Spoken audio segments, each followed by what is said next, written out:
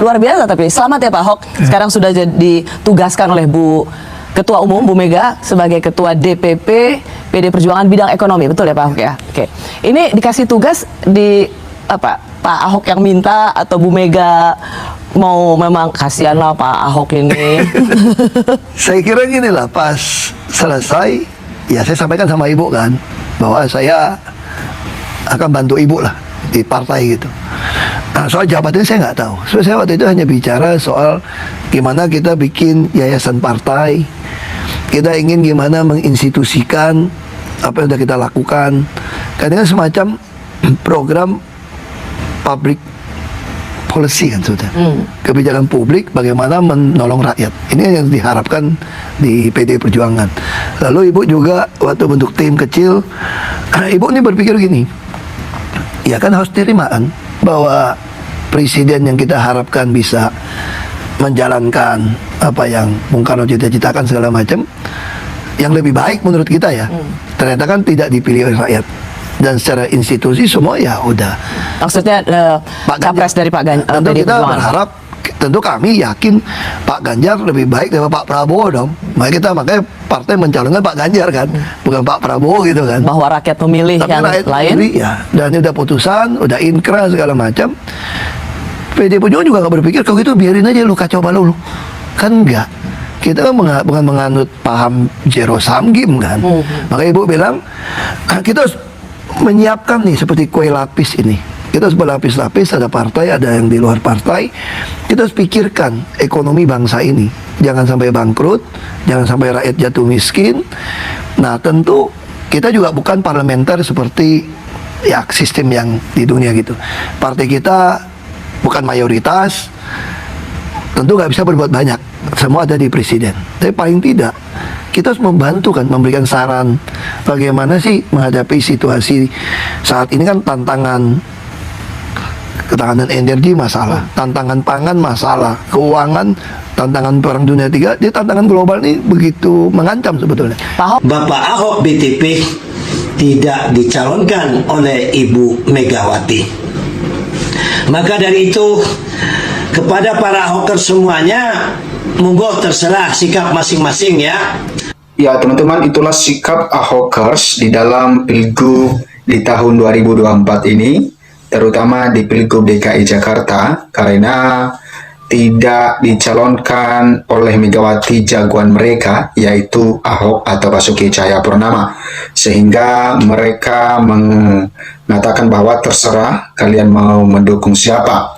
Karena kita lihat beberapa waktu yang lalu juga Ahokers ini melakukan satu demo atau menyampaikan aspirasi mereka, lebih tepatnya di depan gedung DPP PDI Perjuangan di Jakarta, untuk menyampaikan bahwa supaya Ahok atau Basuki Cahayapurnama diusung menjadi calon gubernur DKI Jakarta. Dan mereka menyampaikan lagi bahwa ya mereka akan golput ketika Anies Baswedan diusung oleh PDI Perjuangan, karena santer juga diisukan beberapa waktu yang lalu Anies Baswedan akan dipasangkan dengan Rano Karno dan diusung oleh PDI Perjuangan. Itu salah satu mereka sampaikan. Dan ketiga, ya walaupun tidak ya diusung Ahok, tetapi biarlah usunglah kader dari PDI Perjuangan. Nah teman-teman, ya memang putusan dari Megawati Soekarno Putri ini membuat orang banyak kaget, ya banyak bertanya-tanya, karena Pramono Anung ini tidak pernah terpikirkan bagi rakyat akan mencalonkan sebagai calon gubernur.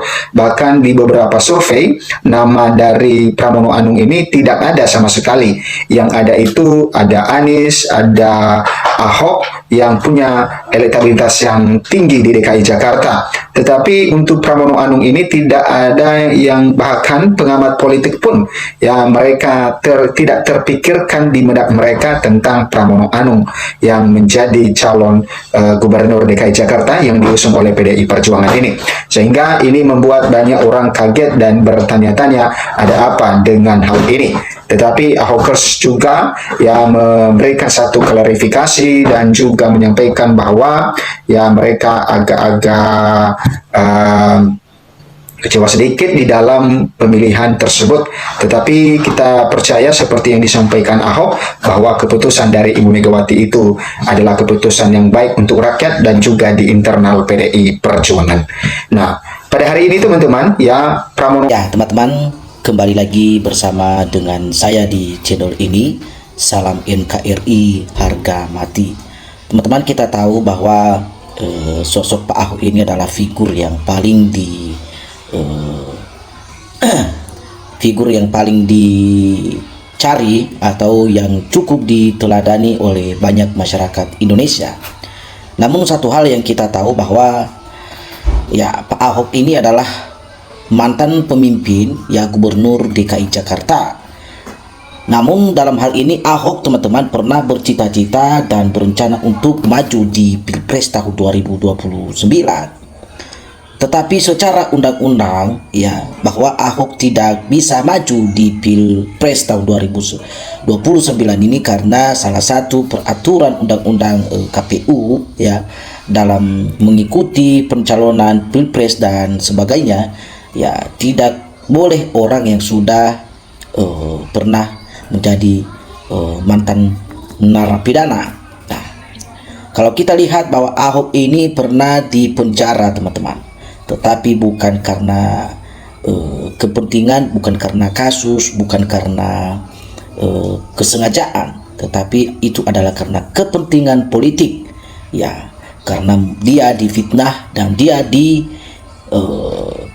telah mencemarkan melecehkan agama segala macam.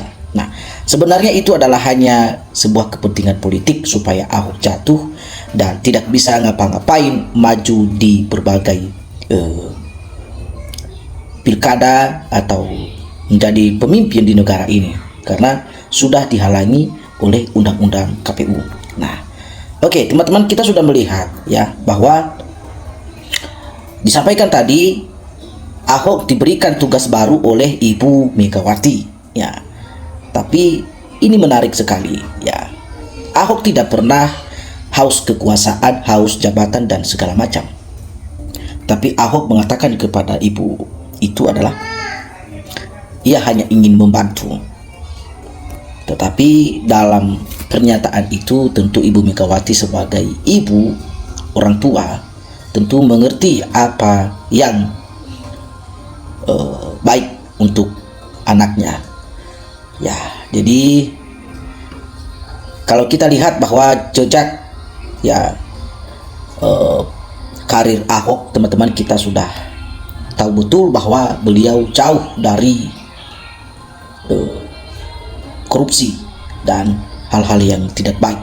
Nah, mari kita lihat seperti apa komentar teman-teman atau para netizen kita yang dimana mereka menanggapi sebuah pernyataan Mbak Rosi ketika Ahok di wawancara saat menjadi narasumber di sebuah acara televisi. Kita butuh pemimpin negara yang jujur dan kinerjanya baik. Ya, tentu contohnya seperti Pak Ahok. Ya, karena Ahok sudah tidak cocok untuk calon gubernur, dipersiapkan untuk wakil presiden tahun 2029.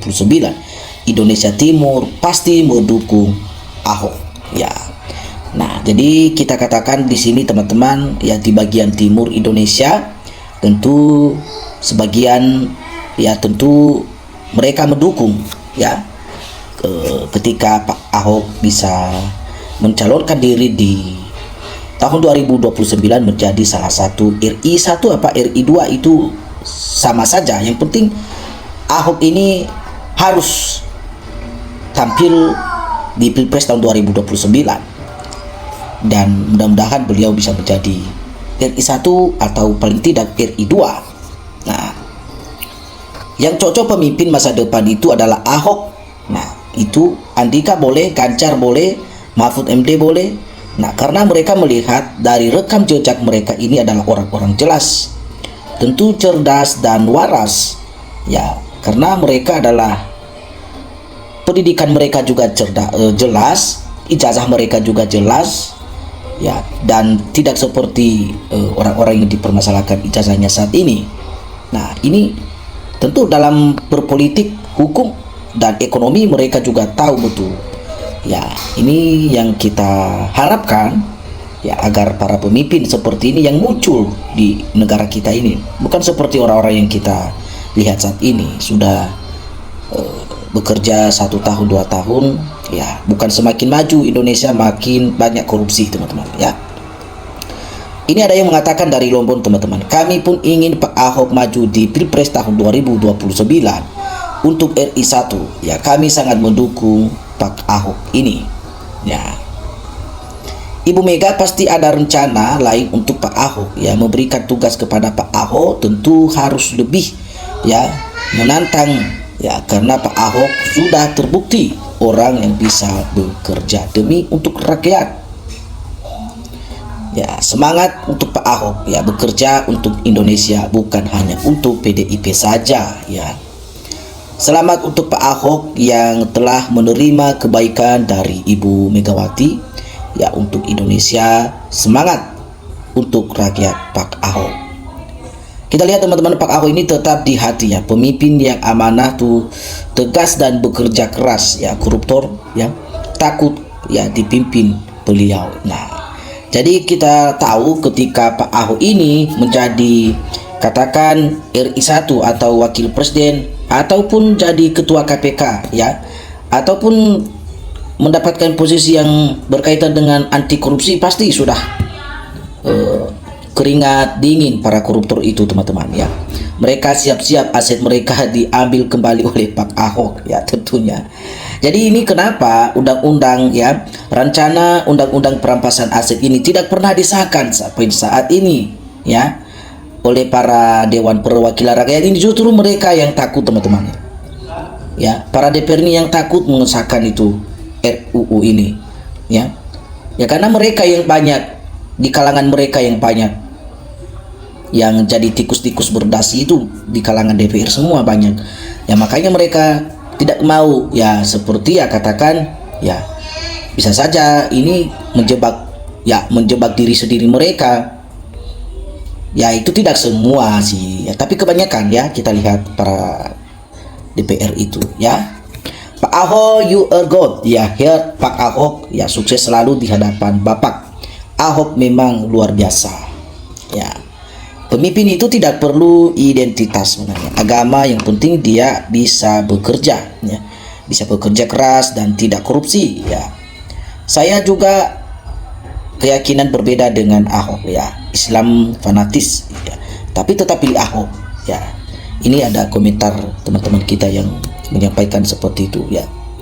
Saya yakin Indonesia kalau dipimpin oleh Pak Ahok bisa menyayangi di negara ini ya, lain tegas, gagah, disiplin, juga berani untuk membela kejujuran, bukan mencari keuntungan pribadi dan juga bukan mencari-cari muka ya.